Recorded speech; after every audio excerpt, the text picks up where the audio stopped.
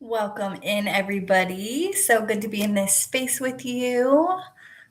Today, we are going to be talking about manifestation through self concept. So, if you have been doing a lot of work, a lot of manifestation work, healing work, and things still aren't shifting in your reality, this is probably why. So, we know from neuroscience, from biology, from psychology that the placebo effect influences reality, correct? There's one specific study that I'm thinking of called Mind Over Milkshake that literally proves that our biology changes based on our beliefs. So, there was a gentleman who did a study with two exact same milkshakes, and one was labeled as healthy, 130 calories, and the other one was labeled as not healthy, 600 calories. And the same group of people drank these milkshakes, and the ones who, and when they drank the one that was supposedly healthy with only 130 calories, their bodies released less satiety hormones, okay? Less myelin, I believe it's called, mirin, something along those lines. But so we know that our beliefs shape our reality, right? Um, However, this has a lot more to do with our core beliefs about who we are than it has to do with our mindset. So that's kind of what we're going to be getting into today. Um, for me personally, I had an awakening about 9 years ago where I realized that my reality was a reflection of me. So I have been doing this work for a long time, and I was into manifestation before that. I was into the, um, being grateful and high vibration and all the things, right? But nothing started to click until I started to change my identity at the root, right? Until I started to change my beliefs about who I am and what is possible, my reality started to shift then. Okay. So that's kind of what we're going to get into.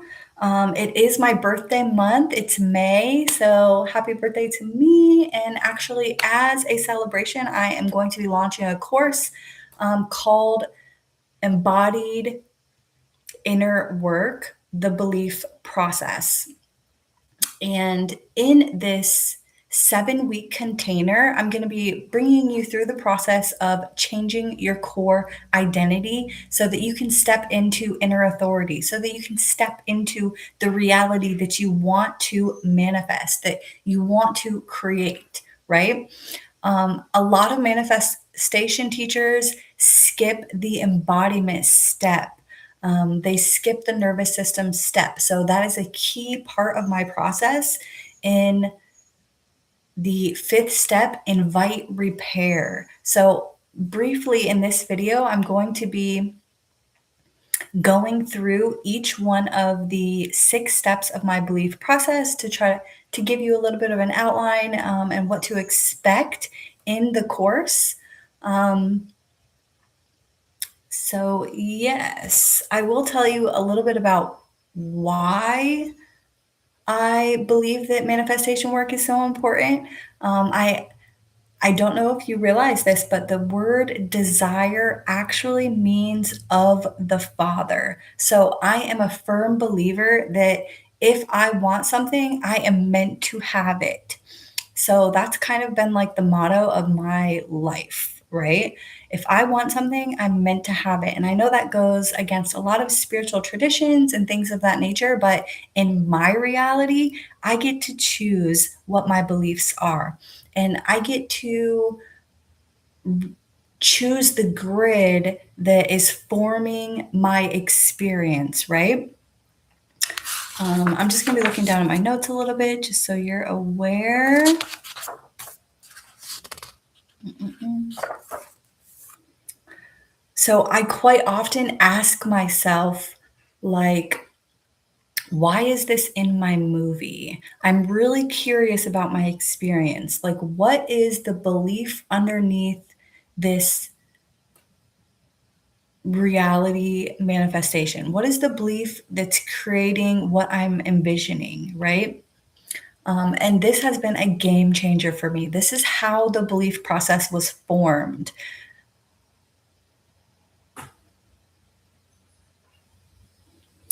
Recently, I have been working on a belief around my children, right? Um, I actually have best mother ever on my vision board up here. And while I absolutely love that belief, it was bringing up a lot of resistance for me, like um, different thought patterns or memories, things of that nature, kind of concluding why I'm not the best mother ever. So that is also where the belief process comes into play because I also realize that I can't jump to a giant manifestation like best mother ever when my nervous system doesn't believe that story, right? So I've developed something called permission consciousness, where I lean into a new belief more gently. I lean into it in a way that my nervous system can process the information. So, my new mantra lately has been I am allowed to be imperfect and a great mother at the same time. So that eliminates so much shame from my reality, so much guilt from my reality. And what that does is open space for me to actually step in and be that mother that I know I am 90% of the time. Um, so the belief process has been formed through my own experiences. So I'm just going to kind of jump in to the steps of the belief process to give you an overview of what we're going to be diving into more deeply in this integration container. So, um, what I have basically done is created a really rememberable, repeatable process. So the word belief is actually the anagram for the 6 steps. Okay. So B is become aware. And in this integration container, I'm going to be sharing practices and inner work guidance to help you identify your patterns from multiple different angles. And then we go into E, which is extract the belief. So that's when we start to dig deeper and ask ourselves questions about what does what does this pattern, what am I making this pattern mean about me? Or what would I have to believe about myself for this pattern to be true, right? For this pattern to be materializing. And then we go into L, locate the origin and the impact. And this is a huge step that I was talking about that I see missing in so many different containers and coursework and inner work places. Because for me personally, I've experienced a lot of trauma. So the inner child work is super important for the healing work, for the manifestation work. So when we go into locate the origin, we're literally inviting into our awareness when this belief first arose. When did we first start to believe this about ourselves? Generally, it was a safety mechanism, something that we were using as a way to create safety in our past or to create a sense of um, belonging or to meet one of our core needs, right? So we locate the origin and then we look at what that is. We look at the impact of what that belief is causing today and how it's affecting our lives in the moment, right? We start to ask ourselves, when did this belief first begin to make sense? And what did you need in that moment that you did not receive? And that's when we move into I, which is invite repair. Okay.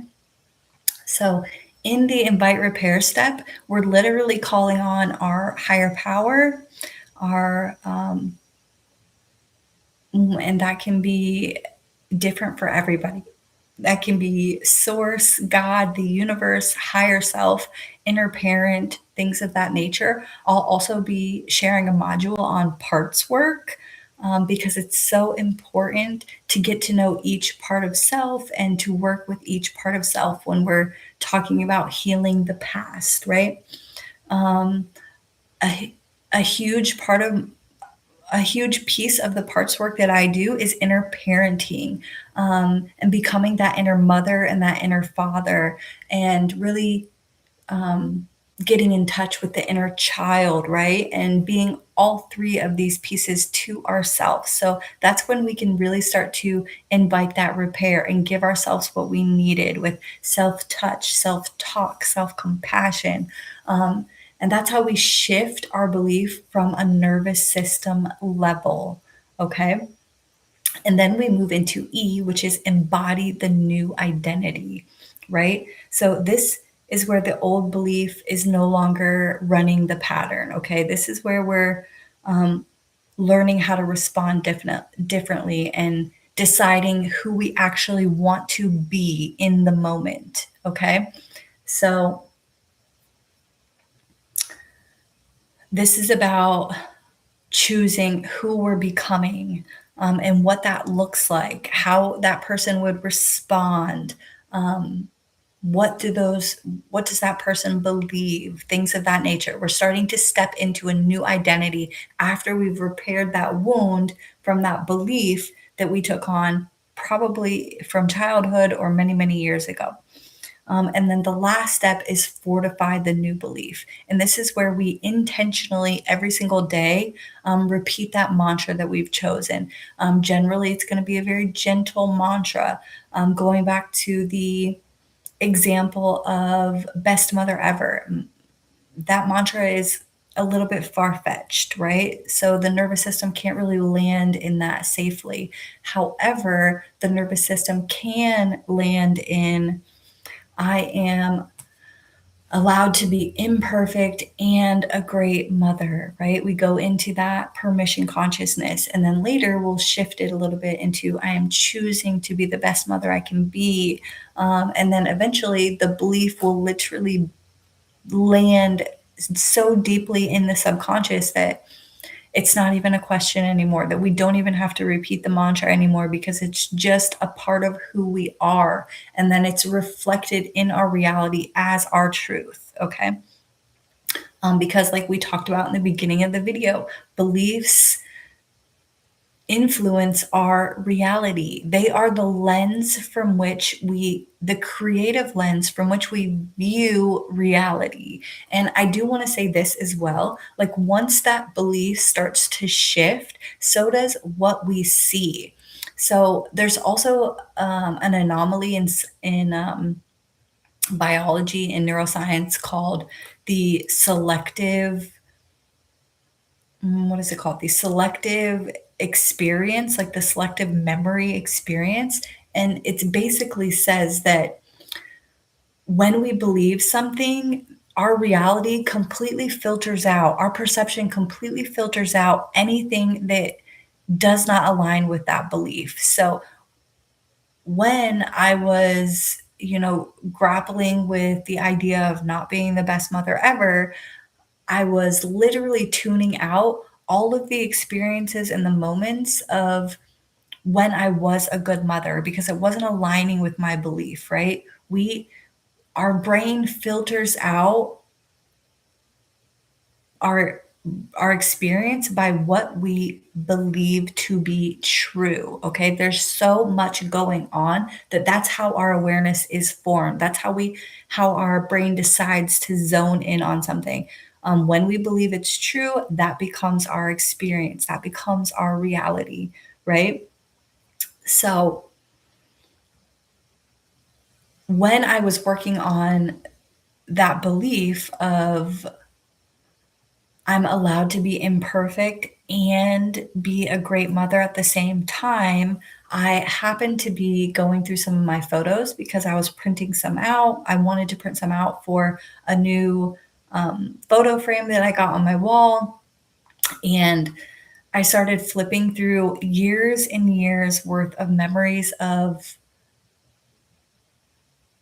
great experiences with my children, and then thinking like, wow, I filter all of these experiences out because I don't believe that I'm a great mother. You know what I mean? My brain like literally just forgets about them, and then only the memories of me being a bad mother come to mind because that's my belief.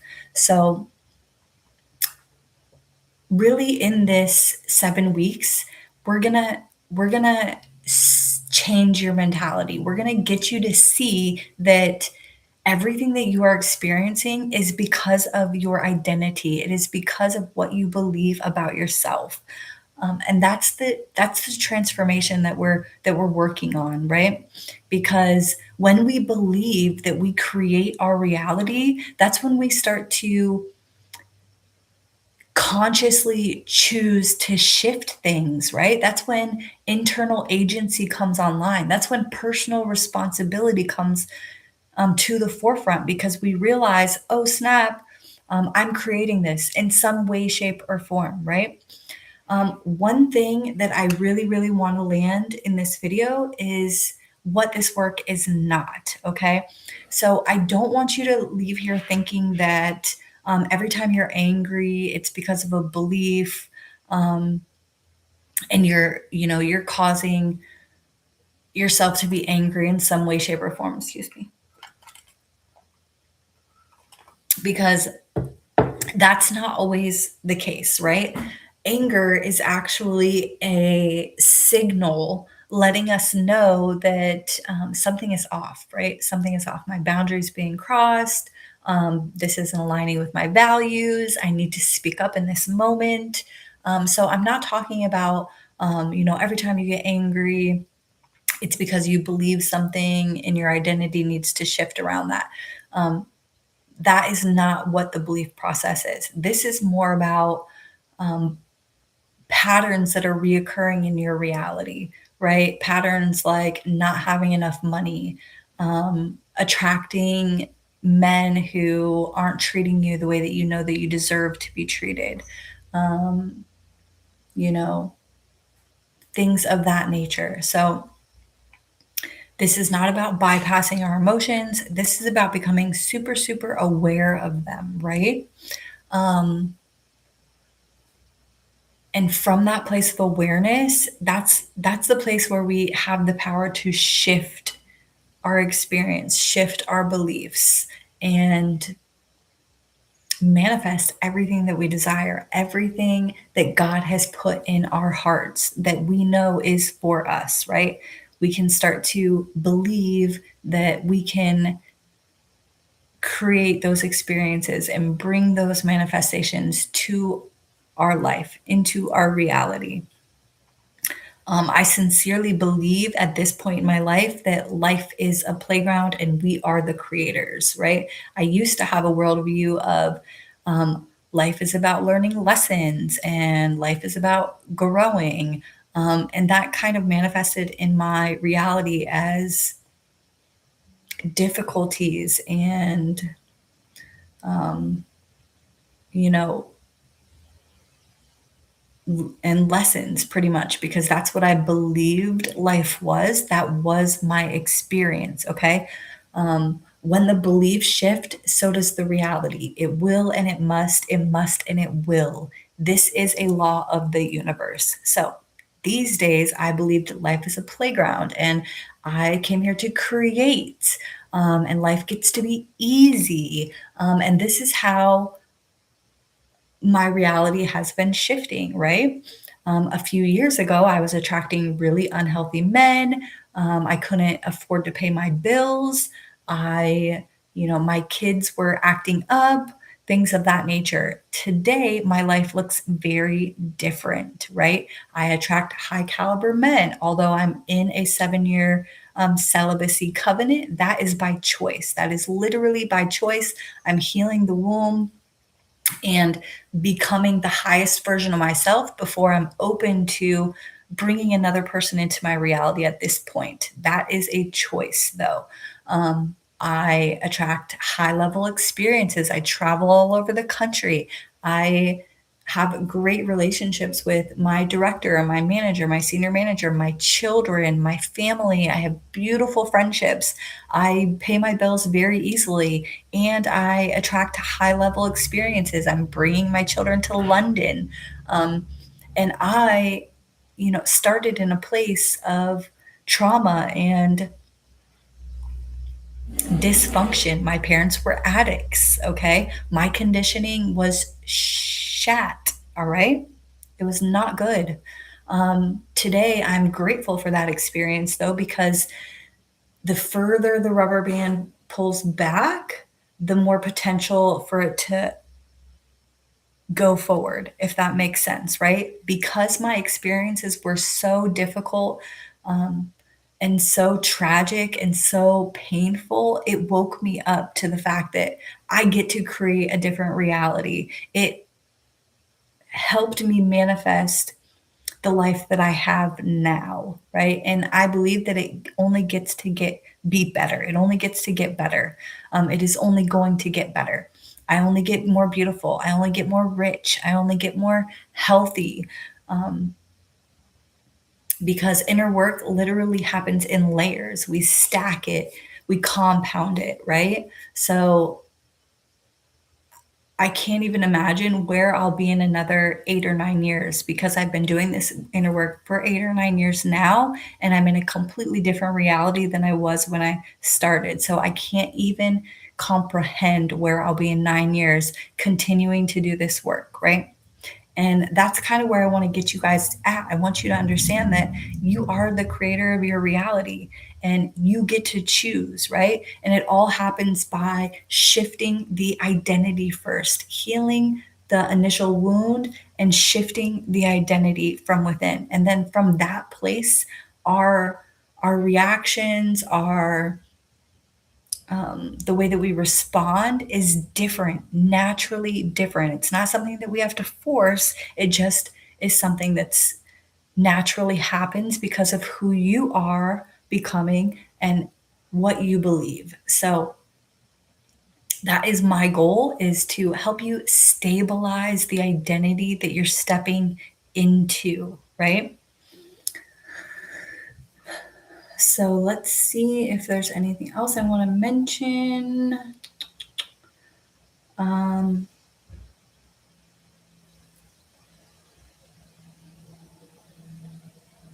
I suppose if I'm talking a little bit more about the actual content of the integration container, so it's going to be 7 weeks long. We're going to meet live once a week every Sunday for a live transmission, meditation, Q&A, key takeaways, and an activation as well. I'm going to have you guys doing inner child work and presence work and setting intentions and all the things. So each one of those steps, I'm going to dive into really, really deeply, right? And give you several different practices that you can use to embody this step in your life so that you'll have a working understanding of how to shift your beliefs in the moment. When I first started this work, it would take some time, but things have started to shift more quickly now that I have a better understanding of the process, right?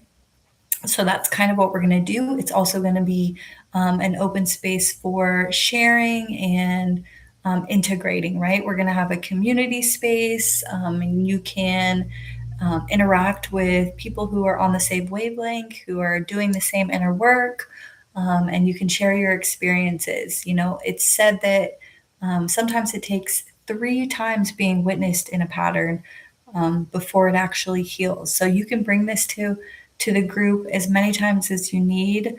This is going to be a safe space.